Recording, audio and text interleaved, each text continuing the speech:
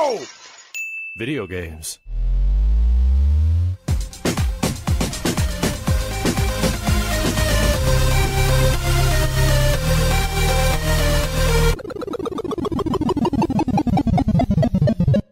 What up, dudes, and welcome back to the YoVideogames podcast. I'm Matt. And I'm Andrew.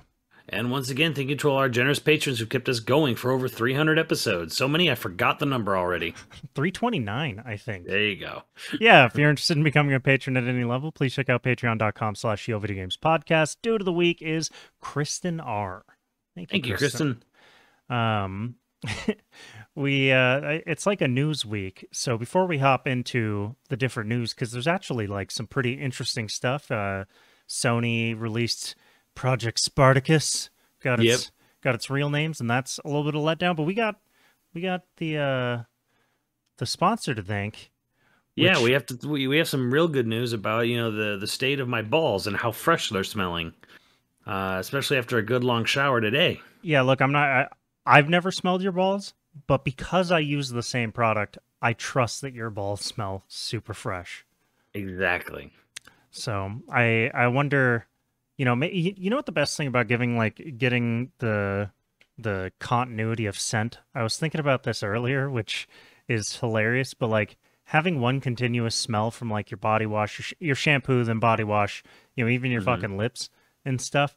It just it adds to like an illusion that that's your natural scent. Not that anybody's probably your musk. Yeah, like you just put that off, and it's pretty fucking great musk. But anyway, we got a couple of products we really like in particular. Obviously, the Lawnmower 4.0. Big fans. We like to keep the balls fresh. But also trimmed. Yeah, and as things get hotter. They could be... and you don't have to use it, of course. There's plenty of other products besides that. But the trimmer is good because it just sort of like keeps things manageable. And that's kind of like the go-to, of course. But we really like, the Crop Preserver and Crop Reviver. I've come to the conclusion that I both are great, and one is better for on the go. But I think the smell on the Crop Preserver is a little bit stronger than the Crop Reviver. And so like if you're only gonna buy one of them, if you're like, oh, I can only buy one of these, Crop Preserver is the one to go with. I like it a lot. Both are good though. Like neither is particularly bad, but like I really like the Crop Preserver. And then, as I've been finding out, because I've been using it more recently, lip balm pretty fucking solid. I don't know what I've been doing. I don't know what I've been doing with my life, but I have the softest lips, and I've been running outdoors lately. So I actually suddenly got concerned. It's like you turn 30, and suddenly you're concerned about all the things your parents warned you about or told you to be concerned about that you weren't concerned about, and all of a sudden now is the problem. Yeah, now I like hydrate and shit, and I put lip balm on before I go running outside. Hydrate, he says. Yeah, the lip balm is kind of like a smaller thing that I think is sort of unexpected that they do. Because it's, obviously it's all about keeping your junk good. But like, again, they have body wash, they have shampoo, and they have lip balm, and they have a great, nose and hair trimmer as well. They really get you head to toe plus the shaft. Head to toe and base to tip. Root to toot. Anyway, if you're interested in taking care of your balls in like an ultra premium way, please check out manscaped.com. Use code YoVG for 20% off plus free shipping worldwide. Excellent. Root to toot. That's wow. Can you believe I'm not still in advertising? Does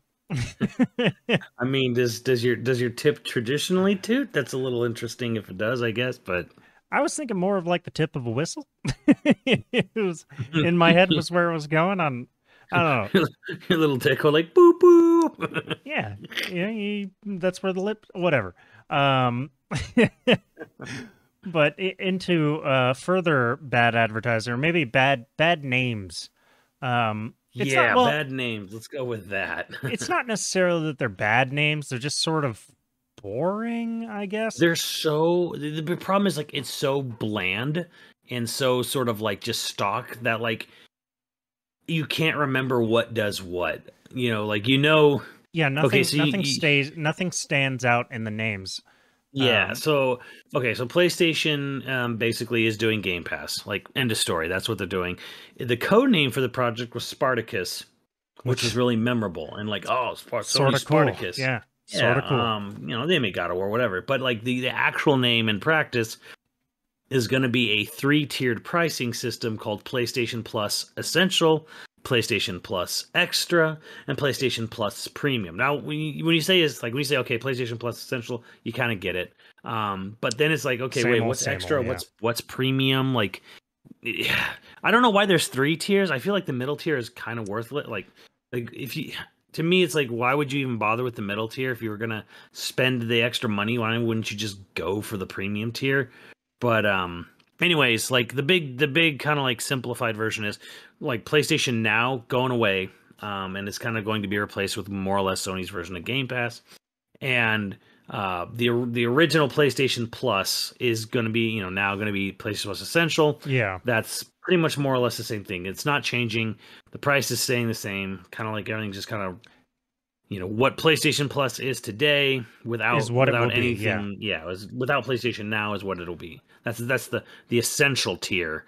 The extra tier provides all the blah, blah, blah. It adds a catalog of 400 asterisks of the most enjoyable PS4 and PS5 games, including blockbuster hits from our PlayStation Studios catalog and third-party partners.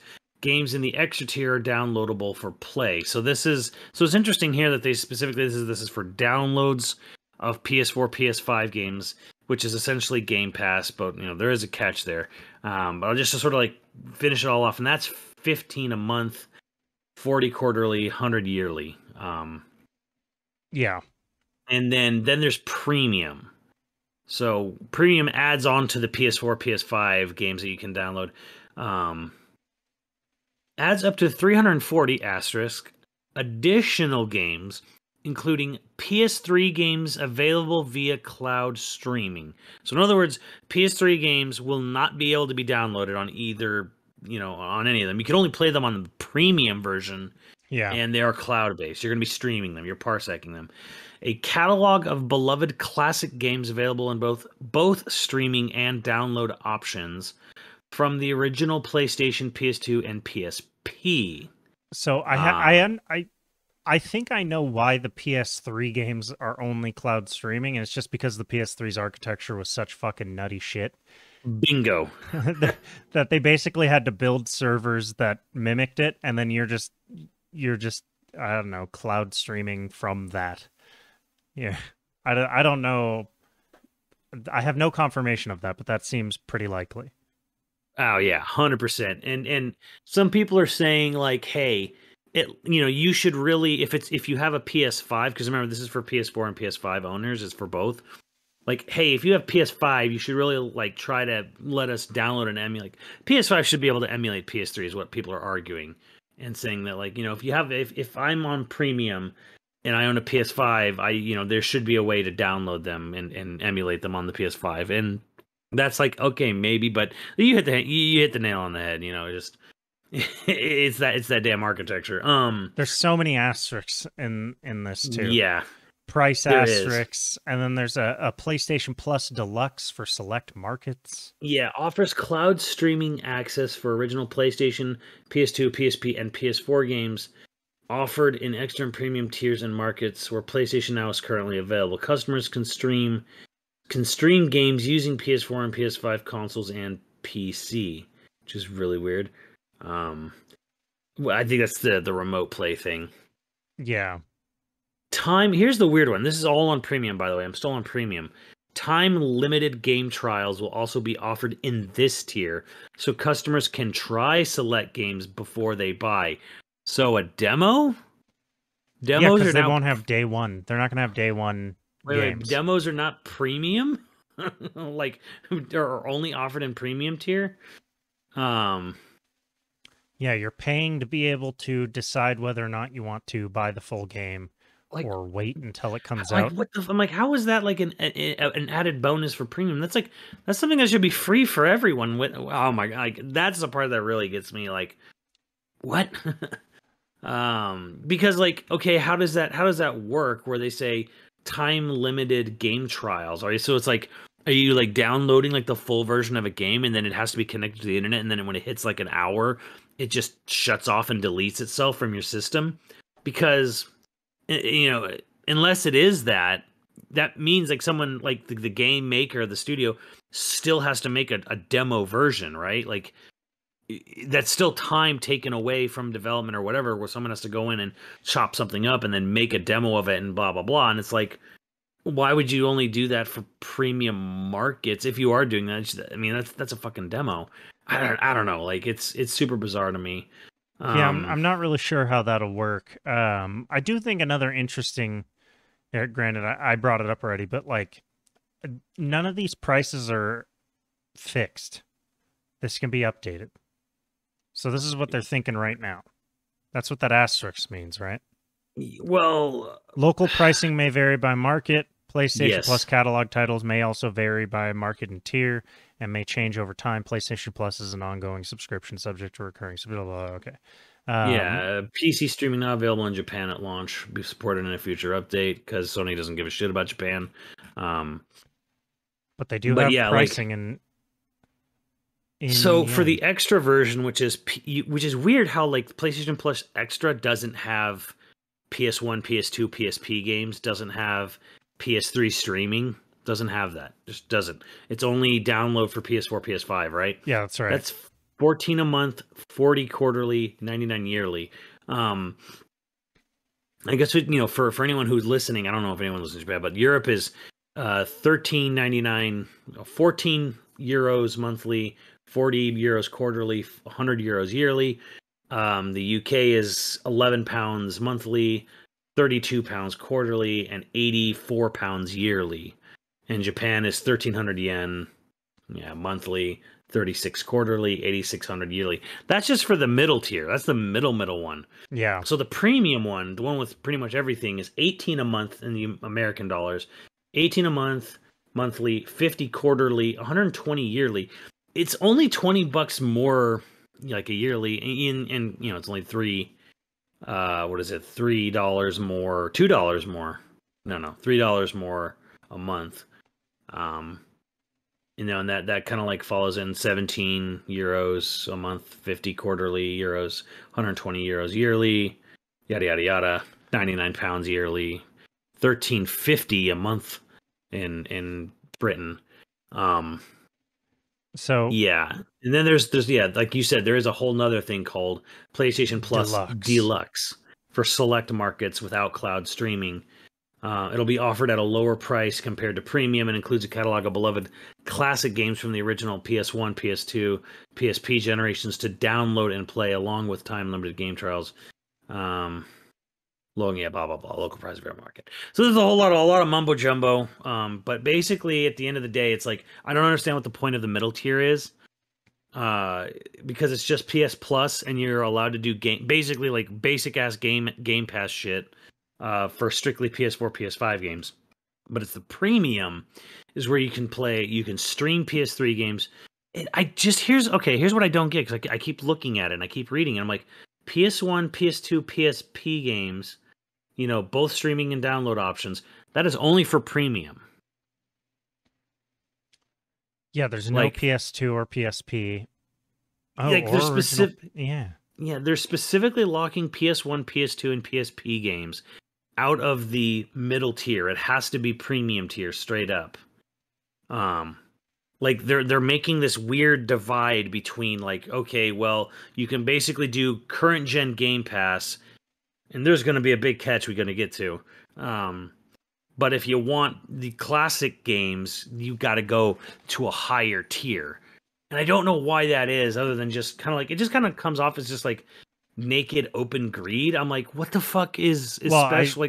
I think really what it comes down to is that they're offering that middle tier because they know most people won't care about playing the classic games. And so the people who do care about playing the classic games, they know they can get a little extra from. So you really think that there's going to be an audience for the middle tier?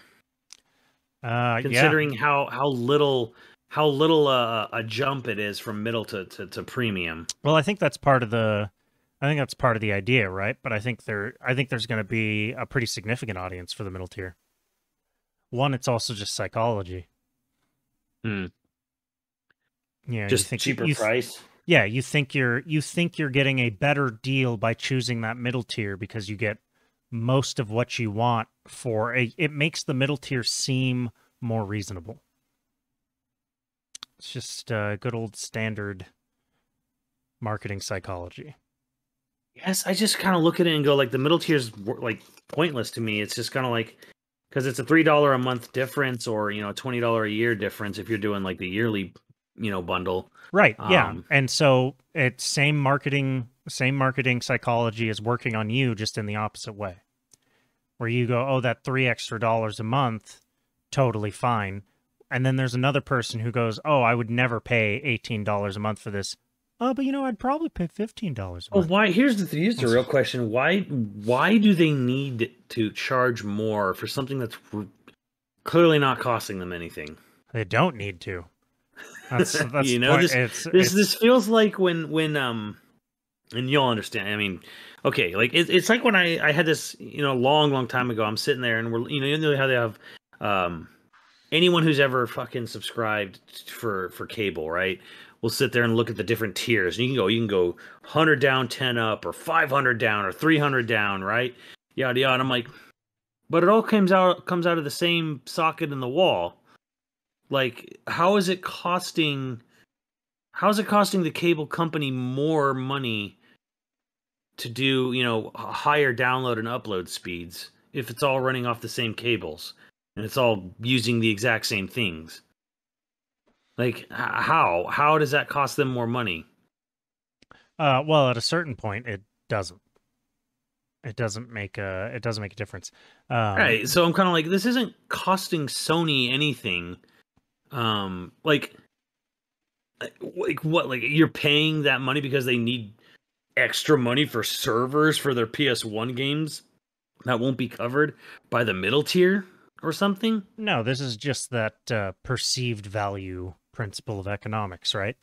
Right. Yeah. There's no cost underlay. Like they've covered the cost of this entire platform or this entire idea in the cost of, say, premium. They might have even covered the entire cost of this with just normal PS Plus. Like this may just be all bonus money beyond the regular PS Plus payment. I mean, and I think that's kind of probably it, because really at the end of the day, and people have kind of stopped asking about this, but like, and it's kind of sad because it's true, but the thing is everyone, including Nintendo, does it. But it's like, why do they need to charge a monthly or yearly subscription for online gameplay? Like when playing on games on Steam or just on anything on PC is still free. It doesn't cost you anything to play games online on any launcher or whatever you use for PC gaming. Oh yeah, no, it's just captive audience at that point. Yeah, I'm like, why does it cost money? Why are we paying money just to play games online on these systems? Like, I'm sure there's absolutely some cost built into it, yes. But like it does kind of lead to the fact I'm like, what are we exactly paying for? Whether it's monthly, quarterly, yearly, whatever. Why are we still paying to play games online, period? It's surely it's not costing them that much money. Like, for as shitty as it is, it's like at least with Nintendo it's like $20 a year to start with.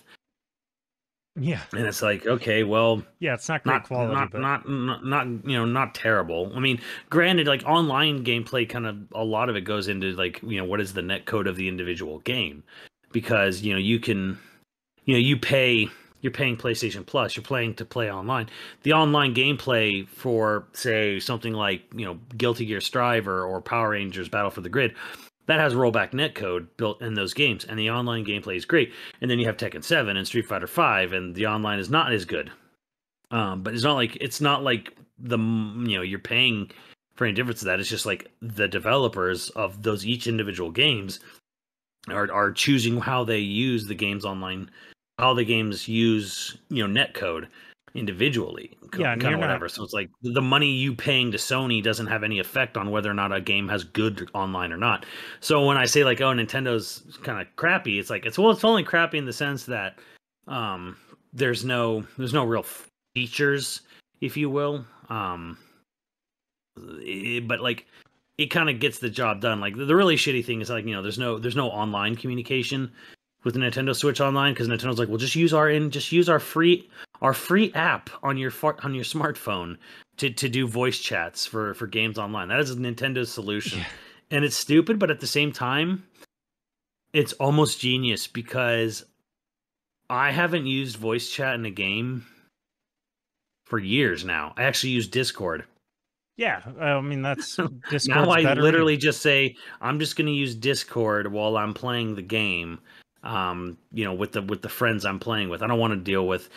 Granted, I still, you know, it would still be nice to have an in-game voice chat feature or whatever. But The other thing about this is that Sony doesn't pay for the servers of any of the games that you're playing multiplayer on. Like, it's still the publisher of that game is the one that's supporting the cost of the servers in any game that requires servers. yeah, like because they're not like Microsoft, who does have their own servers. Yeah, you're paying for a lot of their stuff. Well, yeah, because Microsoft isn't just a publisher; it is also, you know, it makes the console and stuff. So it's and actually we should compare it a little bit to Microsoft. We should see if, you know, Game Pass is a better deal. So Game Yeah, Pass because I'm going to say also like has it's three time to tiers. talk about the elephant in the room. Game Pass also has 3 tiers, except that the 2 other tiers just seem, I don't know, made to be more reasonable for whatever reason. So the 3 tiers for Game Pass is Ultimate, $15 a month. Your first month is $1, and that includes play over 100 high quality games on console, PC, and mobile devices. New games added all the time. And then here's the big thing. Xbox Game Studios titles the same day as release. So same day release for Game Passes for, you know, so you got Game Pass, you're getting any Xbox first party game, period. And they just keep gobbling up, you know, gobbling up developers. So yeah, and you that's don't growing. get that with PS Plus. You do not get same day on the. And that's to me, that's the big elephant in the room. But yeah, like let's go through all 3 of them. Yeah, and I mean, like the other big elephant in the room is that Ultimate, you get to play games from the cloud, any of the games from the cloud. Not 100% true. It's up to the developer, because some developers opt out of that. Oh, okay, fair. Yeah, but like it's weird. Not... All the first party games are cloud, yes. But it's not like all backwards compatible games are only cloud. It's not like that. And then free perks, including in-game content and partner offers. Plus, you get EA Play included. Who, you know, it's a library of top Electronic Arts titles on console and PC, exclusive rewards, whatever. If you care about EA, great. And some of them are, but a lot of EA games, like I think a chunk of EA games and a lot of Square games aren't cloud. They don't have cloud options for whatever reason. It's usually those 2 I noticed. And Ultimate includes Gold, Xbox Gold, or Xbox Live Gold. Right, but and it includes PC Game Pass. Yeah. And then they have the other 2 tiers is PC, which is first month $1, and then it's $9.99 a month. And that pretty much has everything except for games from, it looks like games from the cloud isn't in there. I would say like the PC only Game Pass is just you don't have access to the Xbox games if you have an Xbox system. Yeah, and then they have a console, which is exactly the same as the PC, except it doesn't include EA Play. But it doesn't also, I think, but the $9.99 Game Pass doesn't include Xbox Live. So it's like you can have access to the library of the games, but you can't play them online with other people. Right. Yes. Yeah. You can still download them. So it's kind of like it's like an option for people who are like, I don't play multiplayer. I don't care about multiplayer. I have no interest in multiplayer. You know, I'm here just for like the indies and the single player and all the other stuff. And I have no interest in any of that stuff. So just let me have that. So, and that's $10, right? So it's like $10 for console, $10 for PC. then there's a $15, which is all in one, which is online gameplay and PC and Xbox. Now, one thing that I notice here is it doesn't say that there's a yearly price. I don't know if there is or not. I just did the month to month, I think, or Yeah. I the yearly price on PlayStation, by the way, is totally worth it because it's literally half price for yearly on it looks like every single tier. Yeah. If they get you for a year, it's like half of what you would spend a month month to month, which is insane to me. Which is nice, but I think we need to really go back to that elephant in the room, and that is Sony didn't say this on their blog, but like they did say it to Game Industry Biz, to Christopher Dring, in a sort of article / interview, and that is there is not going to be day one releases. At least I don't know, maybe third party, but like third parties don't even do that with Xbox, so I don't think it'll happen with PlayStation. But only indies do. No day one first party releases. Like say Ghost of Tsushima 2 or let's even go more realistic. God of War Ragnarok is supposed to come out this year, right? If you have even the PlayStation Plus Premium, you will not be able to download and play God of War Ragnarok day one from PlayStation Plus Premium. You still have to pay $70 to Sony to play that game on PS5. Or $60 on PS4, but so yeah, like they're not doing day one new releases that like Xbox is. And yeah, he basically he had this weird alphabet soup ass answer, to this about where he was like it would increase the cost of the service and result in less investment from its studios. George Orwell would call that vague language or political language. Yeah, we feel like we're in a good listen to this shit. We are in a good virtuous cycle with the studios, explained CEO Jim Ryan, where the investment delivers success, which enables yet more investment, which delivers yet more success. We like that cycle, and we think our gamers like that cycle. And that's what he's talking about. That's why he's saying they're not going to do day one. But he's like, gamers like that cycle. What the fuck is he talking about? He's basically, to boil it down, what I think this schmuck is doing is he's talking about brand value, and it lessens the value of the branding of their games and their studios, and gamers want their brand to be highly valued and respected, and it devalues their brand and their investment. We keep saying investment. It's just so like, what the fuck are you talking about? I think just come out and say it. You're Sony, and you don't have money like Microsoft does. I think something that's funny is like this is basically the same argument that gets in favor of trickle down economics. All right, like it's like if you don't do trickle down, if you tax rich people appropriately, they won't invest, and if they don't invest, you don't get good stuff, and so then they just stop making money. Rich people stop wanting to be rich. It's pretty wild. That's basically what he's saying. And he continues on, in terms of putting our own games into the service or any of our services upon their release. As you well know, this is not a road that we've gone down in the past, and it's not a road that we're going to go down in this new service. We feel if we were to do that with the games that we make at PlayStation Studios, that virtuous cycle will be broken. The level of investment that we need to make in our studios would not be possible, and we think the knock-on effect on the quality of the games that we make would not be something that gamers want. Okay. How does... Well, it'll cut in the profits, he's saying. I'm just like, wait, how would offering the games on the premium service at launch would have a knock on the quality of the games? How would that happen? I'm like, you're paying the studios, the same thing. Are you saying you would be paying, say, Naughty Dog less if you were offering their games day one on PlayStation Premium. Like you're the one writing the checks to the people, to the studios, and the people making these games. What the like? It almost feels like you're being like gaslit in a way by this guy. I mean, a little bit. Yeah, that's sort of what he's doing. It's I don't know, it's that political speak where he's not really saying anything directly of substance.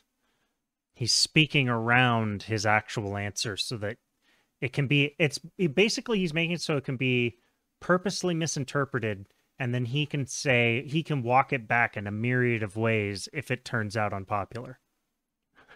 Yeah, you're like, no, you misunderstood. You misunderstood. Yeah, make it weird and vague, and then like just claiming understanding.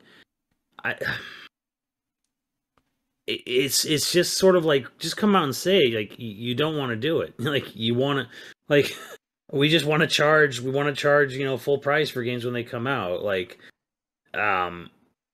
it's such a weird dance around, and it's not even very good at like beating around the. It's like breaking news. Company wants to make more money.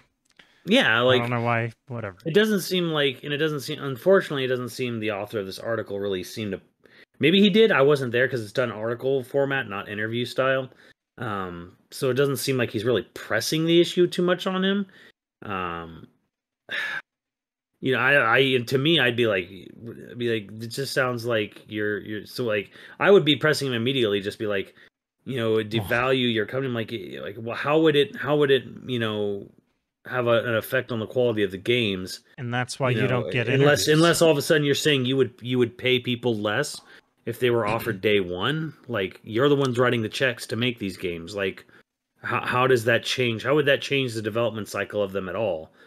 Other than you're worried that people wouldn't buy games new anymore. They just subscribe to your service and call it a day. But at the end of the day, isn't that kind of what you want anyways? You want as many people as possible subscribing in, for these, what is essentially Netflix for gaming. So one positive that it seems like this PlayStation Plus Premium whatever has over Game Pass is that Game Pass, has, it says over 100, so it probably has like 101 total games. And it looks like this would be 700 plus games, 740 plus games if you're getting premium total. Yeah, assuming you have cloud streaming. I think it's really, really going to depend on what games he's talking about. Like, what if it's like you can, like, what if 4 of the games is literally like a version of FIFA? on between PS5 version and PS4 version. Like, what if, say, like PS4 and PS5 games are counted as 2 separate SKUs? Yeah, I guess that's fair. And then, so like you're doubling up what their what the number is, and I'm like, that's a bit of fudging your numbers a bit to me. I can play 30 years worth of FIFA. Yeah. Right. Yeah. Okay. Fair. But I do think that that's a pretty deep library to start off with. Not that I still sort of lean towards Game Pass being the better deal overall. Yeah, because I mean, like, I think it is, because it's we see a lot more, like, you're getting first party stuff day one, and then the other thing is that you're not gated between console generations. You know what I mean? Yeah. Well, okay. So the reason why I would say that the Xbox is personally the better deal is I have PC and PlayStation, but I don't own an Xbox, and so I can fill that gap, and I get the first party Xbox games, which is really what I care about more than anything else. And then I can buy whatever games I actually care about playing on PlayStation. I don't need the PlayStation Premium. But if all you have is PlayStation, getting Game Pass isn't even an option, then I would say that, yeah, PlayStation Plus Extra at least is a pretty good deal. That's a pretty good deal, It's a strange one for me. I think what I'm really sort of just annoyed with is how PS1 and 2 and PSP games, like the really old, like the classic games, are in a premium tier versus the other one. To me, that really rubs me the wrong way, because it's like, the premium tier for Xbox is like basically okay. It includes online gameplay and it includes PC. So it's like if you wanted to like jump into like start going into PC gaming or Xbox only gaming, it's like because some things will be on PC and not Xbox, and fewer things will be on Xbox, not PC. But like the library is the same whether you're doing just Xbox or just doing just PC or doing the ultimate. Like the library offered is the same. The collection of games you're getting there is the same between for each system. It's not like I have a PS5 or a PS4 and it's like, oh well, do I only want PS4 PS5 games but not brand new day one games, but do I only want PS4 PS5 games, or do I want to be able to stream PS3 and download PS1 PS2? I really hate the fact that PS1, PS2 games are only offered, and PSP, I guess, are only going to be offered in the premium model, RAP Vita, I guess. But well, so the thing about that is like, yeah, of course you care about that, but I think there's probably a greater majority that doesn't really care about going back and playing those classic games. I'd be very interested because the thing is like Sony's positioning itself and like we're not offering brand new day one experiences on this. So to me, it feels more like, well, okay, so the idea of having this premium is that, okay, well, I get to play old games. Well, old games, but not old games. If you want old games, you got to go the extra mile. You can't do extra. It's got to be premium. So, I mean, to me, like the whole selling point of this thing is like, okay, play the PlayStation 1 classics or the PS2 classics. Like, to me, I'm like, strictly because like there practically is no PS5 library to speak of. Like if we're talking exclusives to PS5, there's like 4 fucking games that are only on PS5 right now. So everything is cross-gen anyway. So it's literally like, okay, you can get this sort of Netflix like thing for older PS4 era cross-gen games maybe, or or you could go the premium and actually really dive back into the catalog of older stuff. How many of the people that really care about going back and playing those original games, like that are like, that's a driver for them, it's a motivator for them, either A, don't understand emulators, or B, don't already have that system in game? Have someone who's having to dabble in emulation, for my myself Mondays, because like, I could play like rare ass games like this on my PS3, which is a launch model which plays PS2 games, but it'll look better, it'll run smoother, on an emulator because I now have a nice rig.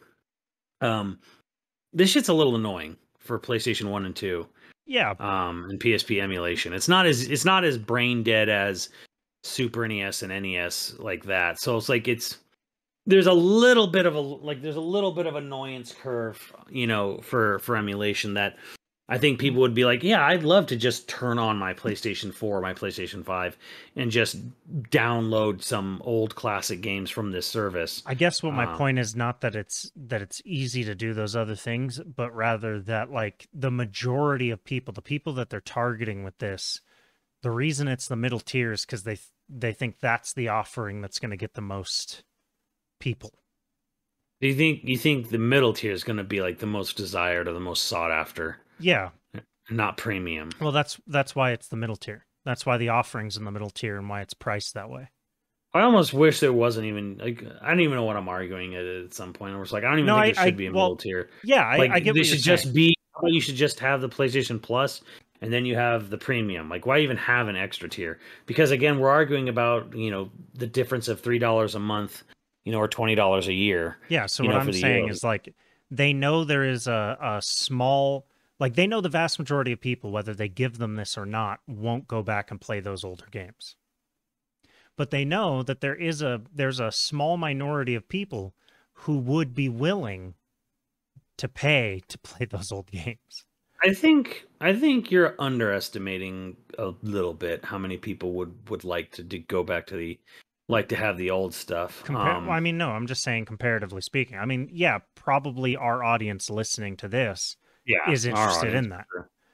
But like, say the audience that's listening to PS I Love You, or, you know, one of the a myriad of like Sony dedicated big mainstream, like the casual gamer, the, you know, the gamer who started on PS4, you know, or let's say the It's gamer funny who because got PS5. I had a mutual friend of ours who is very much the definition of like a casual gamer. He enjoys video gaming, but he is not up to date on the news. He doesn't follow it like we do, right? And he literally texted me this morning saying like, "Hey, what's better? He literally just said, "Well, what's better, PS5 or Xbox Series X?"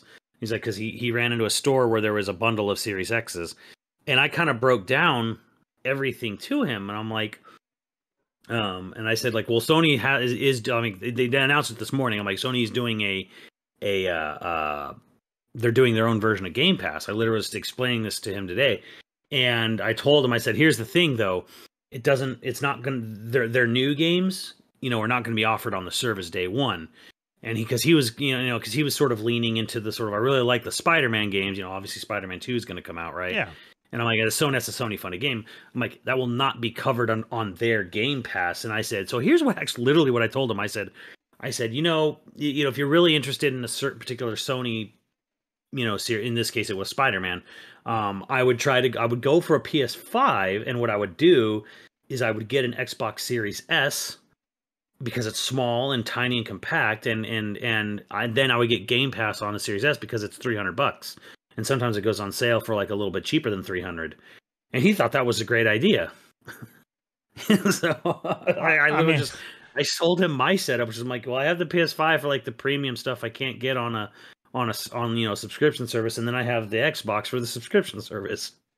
Yeah, no, that's great. I mean, like, the other thing is, if you have a PC already, there's no reason to buy an Xbox at all, with Game Pass being set up the way it is. There's the only sort of kind of reason is that there's some like really old Xbox original, 360 games that are that aren't on PC. Sure, yeah, that might be on Game Pass. That's the one reason why you get it. I argue you get it because it's just so. I mean, I almost want to like grab it right now and just be like, it's just so small and compact, and just you can kind of take this thing anywhere. I mean, I agree that console gaming is easier. Console gaming just in general is like I think the Series S is probably the most goddamn convenient console ever made, because it's just this tiny little, it's basically a Roku on steroids for gaming or something. It's just our Chromecast, it's like this little tiny thing can kind of go anywhere, and it's very plug and play pretty much, and just go, And one thing is the interface is probably a lot better. Like the Game Pass interface on PC is just absolute shit. It is shit tier. Oh, like, I've heard. It's terrible. And then oftentimes, like, not oftentimes, I guess, but like if you, for instance, I think I got it. I got the demo for Battlefield 2042 or whatever, or 20. Is it 2040? I don't know. Yeah, 2042. Yeah, the big flop. Yeah, I got the demo, but then when I got the demo through it, it made me go get EA Play. And then if I had EA Origin in the past, EA Play wouldn't work, and it would lock in my system. It would lock up my system. So then I had to go figure out how to get rid of Origin while it was running a game. Like, it's just like this shit show. And then nothing in Game Pass is set up on the PC, like, makes sense. It's not like, just well, it's funny. I'd at least blame EA for half of that. For just being like, why do you still have this Play in Origin? Just put your shit on Microsoft servers. Like, I mean, the UI in general for Game Pass sucks. But in addition to that, you're going to have random annoying things, which you probably won't have on console. Consoles are very simplified, and to be honest with you, if you couldn't use a controller on PC, I would still be an entirely console gamer, except for like RTSs and Civ and shit. Yeah, it's a good point. I mean, that was the big breakthrough, I think, during the 360 era. Yeah, plug and play controllers. Yeah, how Microsoft kind of standardized. I mean, this is a Series S controller, but like when Microsoft kind of like standardized this controller, yeah, and made it kind of like the PC controller as well as the Xbox controller, and it's a great controller. This is a much better controller than the PlayStation 5 controller. Fuck that behemoth. You know, I actually no, I don't you can. How do you feel? I don't dislike the PS5. I actually like the PS5 controller better than I like the PS4 controller. No, Yeah, I don't know if it's no. just my hands are fucked up, but like I get really bad cramps holding the This PS4 controller is controller. a piece of shit. I actually get I get cramps in the palm of my hands from this controller, like the way it kind of like juts out and how bulky it is. Like this part just sort of Really? like digs into my. And I know lots of people have said the same thing about digging into like their palms and I hate this controller. This controller sucks. I already have drift on this piece of shit. I don't have any problems with my PS5 controllers, but I get cramped, like my hands get cramped on my PS4 controller. And anytime, well, I didn't have a PS4 is a little PlayStation more 3, like, yeah, it's just very like I don't know, it's weirdly shaped. yeah, like a little. Um, So I have a little like Frankenberry controller over here. I don't hate it. It's way better than the PS3 and the PS2 controller, in my opinion. Chose violence today. The PS4 controller, yeah, because I don't know. I guess I just got messed up hands. I also liked the old potato controller from Xbox. Like it was just, yeah, it was big, but like there was real estate. Wait, I the got Duke? long, yeah, I got long ass fingers and No, shit. Duke's a piece of shit. No, it's comfy. You know you can buy a Duke for PC right now, right? Sure, but I'm not saying the Duke is the best it's ever been. Like the current the 360 controller is still, in my opinion, other than the D-pad, the best controller they've made. My favorite actual controller is actually this one. This is actually the most comfortable controller. You love that Switch shit. I really do. And people are like, "Oh, but the D-pad, yeah, there is a thing where like the up is too close. You can actually fix that with a small piece of Scotch tape if you're really inclined." But to me, and this is really just a 360 controller at the end of the day, like Pretty much. the layout and then everything, the ergonomics of it, and it's a 360 controller with a decent D-pad. Yeah, the Switch Pro, I even use the Switch Pro on PC. For all PC games?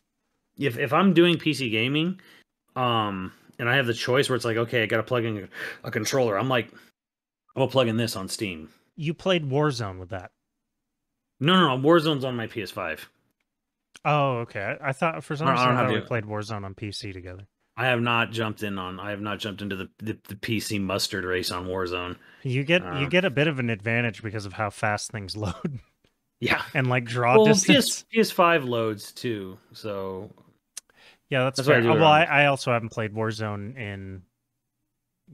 Oh no, like because you'll see when you're ever since I've been playing it on the PS5, like you'll notice where I'll be like, hey, someone's not in our party, they didn't load in, we're gonna have to jump out. I'm like, no, wait, and all of a sudden then they load into the party. It's because they're on PS4 and it takes longer to load them into the match. It's so fast, the time separates you. Speaking of time and separations, we should talk about a little bit of the other news before we run out of time. Obviously, Breath of the Wild 2 got delayed. I don't think anybody's that shocked. Well, it's funny because some people are like, no one's shocked by this. And I'm like, I can go back, pretty much a month ago to the day of and the day after they had that Pokemon Direct, and they announced that the next generation of Pokemon game was coming out this year. Mm-hmm. And I literally that day said, call it a hunch, guys. Don't think Breath of the Wild's coming out this year, part 2. And I had a bunch of people who were like, no, I still believe. Nah, I still believe it's gonna happen. And now everyone's acting like everyone knew this. I'm like, everyone knew this? Fuck all you. Give me shit for saying that it wasn't gonna come out this year. As a service, because we're all friends on Twitter, I'm just going to do a service where every time you're angry about something on Twitter, you just tweet me and I'll tell you you're being fucking stupid.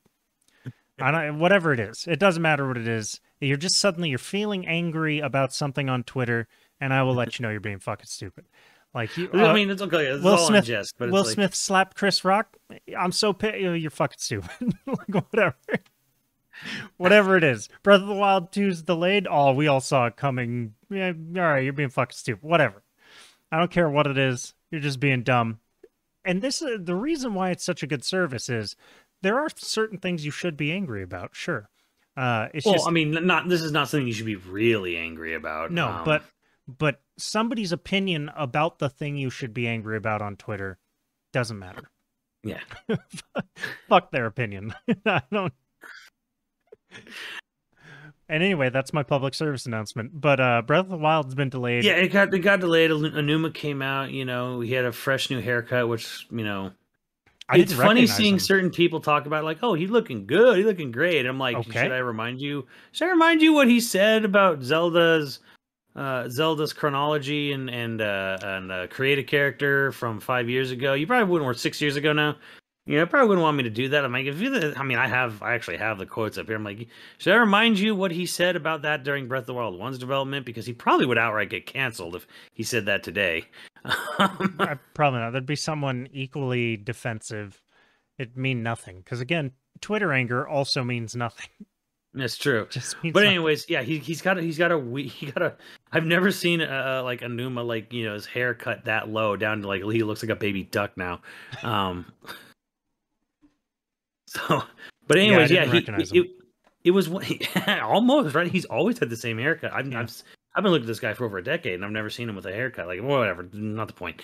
It was they did another video today, which was shot very much like a video that was shot last year, where, you know, it was like same backdrop, same kind of room, you know, like a dark blue room. Mm-hmm. And he was like, you know, sorry to say, you know, we're not ready to talk about Breath of the Wild 2, you know, yet, but, you know, here's the announcement of Skyward Sword HD. And then a year later, he's like, hey, everyone, I need to update you. We know we said it was going to come out this year, but it's going to take till next year. Although they narrowed it down a little, because it wasn't just like, because it was always nebulously 2022. Like when they first it was, we're making a sequel. And then like 2 years passed, and then it was like, it's going to come out in 2022. And then now they're like, it's going to be spring 2023. So they narrowed it down a little bit to like, it's spring 23 now. Yes, it's not surprising really. There's a couple different things to talk about this. There's two basically main big thoughts here. And one is this hinting at a Switch successor? Because there's been a lot of grumblings about, you know, that's come up again. I don't know. I don't. Did we talk about the? I think we did. We mentioned it a little bit. There was an actual, honest to God, cyber attack on NVIDIA, the company itself, and because of that, we now know that the chipset for the Switch, the Nintendo Switch 2 or whatever, the successor system is called the Drake, and it's a modified version of the Orin chip, which they use a lot for cars and AI and shit like that, like, you know, self-driving automation. Can't get any of them right now. Right. So we know that the chip is called the Drake. We know it's an offshoot of the Orin, which is significantly more powerful than what they have right now. And then some people are saying, I've had a couple people come in and say, hey, I heard. I don't know where people are hearing this. I wish I had some sort of confirmation on this, but apparently NVIDIA shutting down production of Tegra X. So I've heard that Tegra X1 chips were shut down last summer, and the current chip they use, the Americo, is shutting down. Like, they're about to shut it down now. So there's definitely a new one coming. Well, that's kind of crazy to me. That I mean, the Switch is still selling, and it's still selling out, and it's still successful. And it's kind of like, if you remember, I know I said this, where I said I can see a scenario where Nintendo wants to go cheap, but NVIDIA literally says, no, we're not going to ramp up production for an outdated chip that we only sell in one device, no matter how successful that device is. Like, the cost is not worth it for us to literally waste an entire assembly line in a factory for one singular product, and it's not even like our own product. Yeah. You know, it's a product for you. So I could almost see this weird, I said, I could almost see a scenario where NVIDIA goes in and says, like, we're done making, you know, Tegra or Americo chips, you know, we're done making GPUs for the Switch, because it's so old, and it's so custom now. It's so, like, you know, niche. So niche. Yes. It's so outdated and so niche. And like we can't, you know, we can't use it for anything else. We're literally doing it just for your fucking Switch, which, you know, you only make X amount of. It was old when Switch was new. Yeah, it wasn't cutting edge or anything. So part of me wonders if this scenario is weirdly enough, it was just sort of like it's really just a thought in my head, but it's weird. I wonder if it's playing out. I wonder if this is actually happening now, where Nvidia is going like, okay, we're done. We're done making these old ass chips that only help you out specifically and only help us out so much. Yeah, We need to open up our assembly line, because like here's the thing, like the orange chips, like the Drake. Again, these are used for automation, for AI driven cars and stuff like that. Automotive industry, it's like we can use part of the assembly for things for the entire automotive industry and for your chip, and basically that's basically maximizing our output. It's good for us. It's saving us money. It's going to give you a much better chip. It's going to let you sell something. Nintendo's always like, oh, we don't like spending money though. Like, we like charging money, but we don't like spending money. And at some point, I wonder if maybe a push comes to shove, and someone just finally within the thing goes like, well, Nintendo, you don't make chipsets. You don't make hardware. You commission hardware. The next step, though, is like Nintendo being like, then we'll make our own with blackjack, right, but it's and hookers. Yeah, exactly. So it's like they could literally go to them. It's like, AMD's not going to make you a mobile chip. It's us.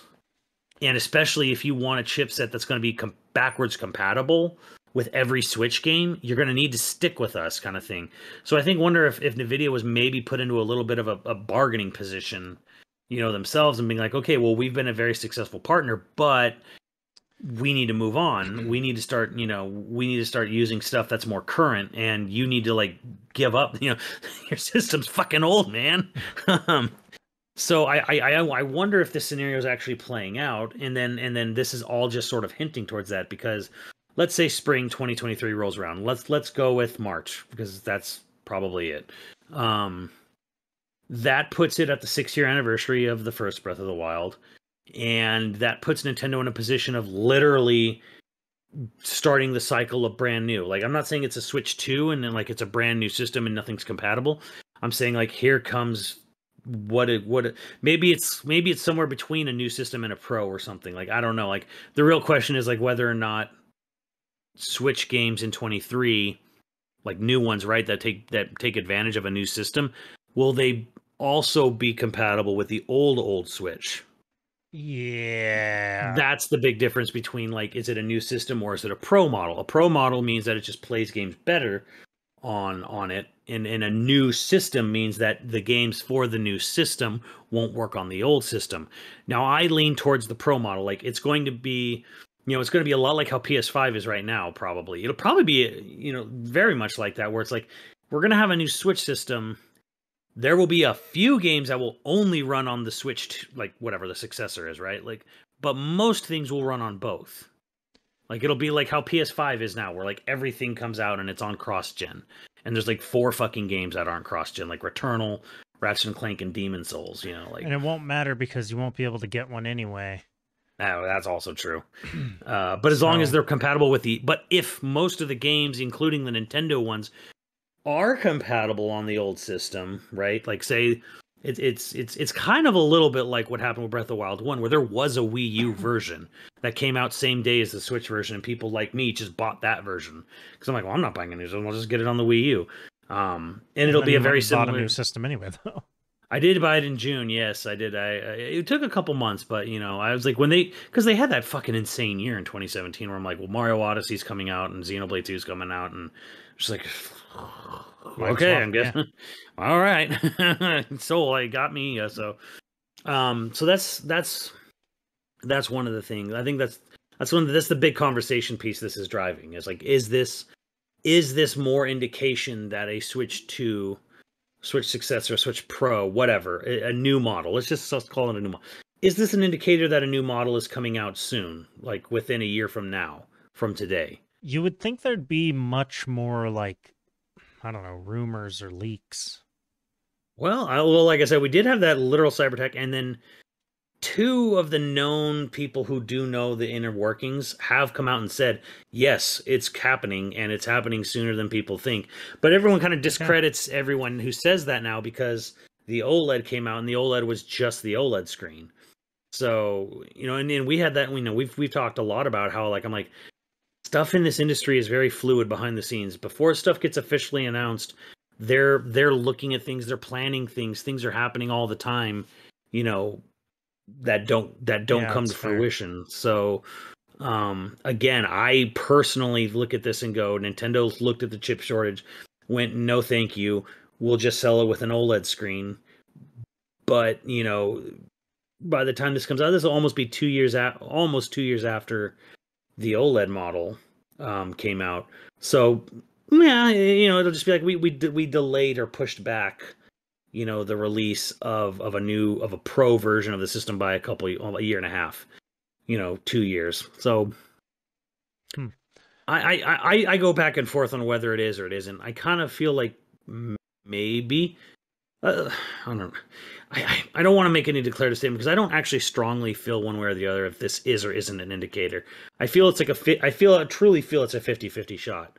Well, if Nvidia's not going to make the chip anymore, that's pretty much the nail in the coffin. They have to do if I something. could get honest to God confirmation about them shutting down Marico and Tegra, you know, X1 chip production, to me that's like you said right there, like that is the okay, yeah, they must definitely be moving on to a successor, because if they're literally not manufacturing the hardware, the internal guts of a normal Switch any longer, that means that whatever surplus they're at or have made, you know, it's just got to get assembled and then get out there and get sold.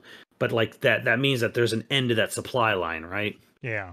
So yeah, maybe.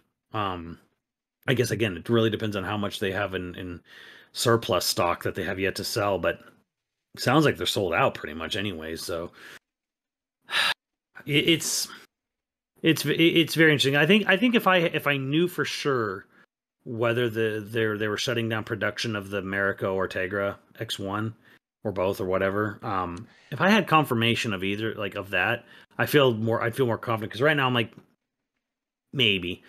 And I think the other elephant is my own elephant in the room that I made, which is, can we all fucking admit something went wrong during production of this Zelda game, and it wasn't just fucking COVID?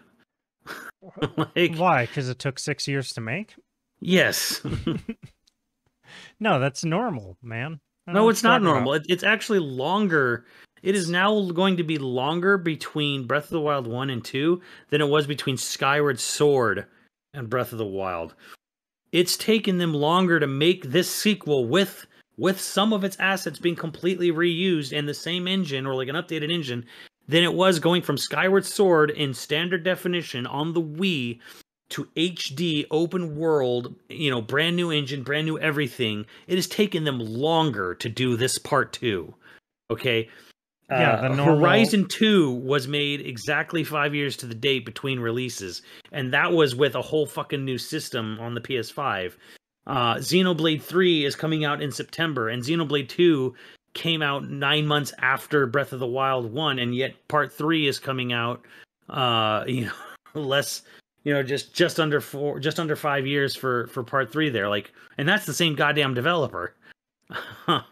Like, I mean, all the things kind of like add up. I'm like, this, like, it's either being held back for the new system, right? Like the first game was. You know, maybe that's much more proof of it, or something went wrong.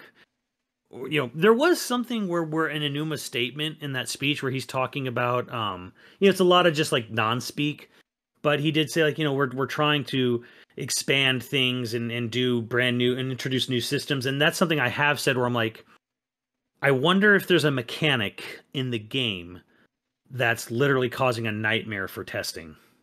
Like, it's like entirely possible, yeah. right, because you see in the if you remember that last E3 trailer where there's a part where you see like Link literally like turns into like a water thing, and he like shoots upward, like reverses time, but he literally goes through a block, you know, and comes out on the other side of it. Like, he goes from the bottom up and comes out above it.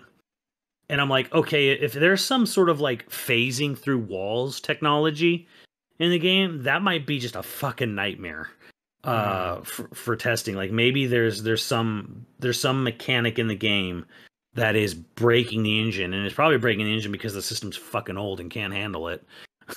So, Maybe. So to me, I'm like, that is. I mean, it's like it's not a bad thing that this game's delayed at all, and I'm not advocating that it should come out this year. I'm just saying that like something went wrong on development of this title. Like there's no way Nintendo intended it to take this long to make. There's no fucking way. Well, yeah. What's the average between Zelda games? Well, I mean, it's gotten longer over time, but it's about 5 years. Yeah, I thought 5 years was the average. So that you could sort of still chalk it up to COVID, I guess, but convenient excuse maybe. Well, it's weird when you're talking about a game on the same system, using the same engine, and even using many of the same assets. Like people have analyzed the shit out of the trailers, and I'm like, that's the exact same world map, like the parts he's running around in, or that's the same part of that world map just in the sky now. You know, these are the same enemies. You know, they with like the same textures, like same design. Like, you know, there's like okay, now there's like bokoblins are riding around on one of the rock monsters. That's like a little bit new, but it's like it's not something that should have taken years and years to do. You know what I mean? Like it's something modders could have done within a couple months, or like, you know, modders have done within a couple months. Well, it's really hard to get rid of weapon deterioration. They're not getting rid of weapon deterioration. Hell, it almost looks like they're doubling down on it from that shot of like the Master Sword all like shriveled and prunish, and you know, took a cold shower Master Sword and it's all rotted. How dare you? Cold showers worked out really well for James Bond. so yeah, I don't think weapon degradation's going anywhere personally, but no, I just come on, like it took Horizon, 5 years on the dot. It took Xenoblade less time to go from 2 to 3, and that was with a massive DLC campaign and a remaster of the first game that they made themselves, wasn't outsourced to. Something's up with this development of this game. There's no way it should be taking this long besides COVID, because everyone else has gone through COVID. You know, I mean, at least you can be fairly certain they're not going to release like CD Projekt Red level piece of shit. You know what I mean? Although now Cyberpunk's apparently fixed, but still. Nah. Well, like God of War Ragnarok, that came out what year? 2018. And 2000, 4 years later, they're releasing God of War Ragnarok. And it's cross-gen on both system, PS4 and PS5. Yeah, that's kind of wild to think that it's been that long, even though. I mean, I know it's not that long. But that's like going to be 2 years. If it does make it out this year, that's 2 years less than Zelda Breath of the Wild 2 is taking. And God of War, I grant you it's not an open world game, but that was not an easy game to make. That was not some simple, we're just making a corridor, hack and slash game. Like, no, dude, that game is a massive fucking investment. Like, there's some serious blood, sweat, and tears and time in it. I mean, I know this personally. So it's just, again, it's all just kind of like boiling down to like, what is taking this game so long? And part of me is like, I don't know if something's taking it may not be anything taking it too long. It might just honestly be we're positioning it with the system successor. Like maybe internally Nintendo went, we're not going to have enough units manufactured this year to make a decent holiday run. So without publicly saying anything, they're like, we'll quietly release the successor next spring, and then we'll bump Zelda along with it to help sell the successor. Maybe it has nothing to do at all with development. It's just a bundling tactic. Maybe it's all just a bundling tactic because that's exactly what the Switch 1 was. Yeah. Like Breath of the Wild 1 was done before the Switch came out. They obviously held that's Breath of the Wild 1's release about 5 months or so that they could release it on the Switch day one. Because of just how fucking dead the Wii U was. It's super obvious that's what they did. Yeah, and now instead of it being dead, they're going to try and entice you to move on from a super popular system by to like, and again, it's more of an upgrade. I think it's more of an upgrade, not necessarily a new system. But it's the best thing to convince people that they need a new system, right? And that's the other thing too, is like this holiday season is fucking packed with games. It's not like Nintendo's hurting. You know, they've already had a couple big games come out this year, Mario Kart 8 DLC, and they're gonna have a shit ton more. You know, they're gonna have Splatoon 3 and Xeno 3 and Bayo 3 and Pokemon Scarlet Violet. You know, possibly a Metroid Prime 1 remaster. Like, they're fine. They're like, nothing's really like gonna hurt them this holiday season. They're gonna be good. That could also be another reason they might not have anything slated for 2023, and they're like, we need something. Yeah, exactly. And I think I made that point like a few weeks ago. I was like, you know, what are they going to release in 23 if they push everything out this year?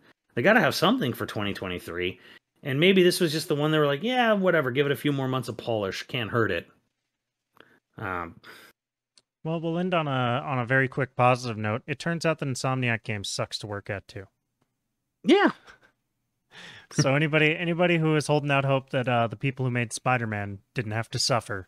Yeah, well, just real quickly, TLDR, GDC, they had a panel talking about the creation of Rivet, and the game's director basically specifically decided not to mention the name of the person who did come up with the name for Rivet and just said it was someone in a meeting.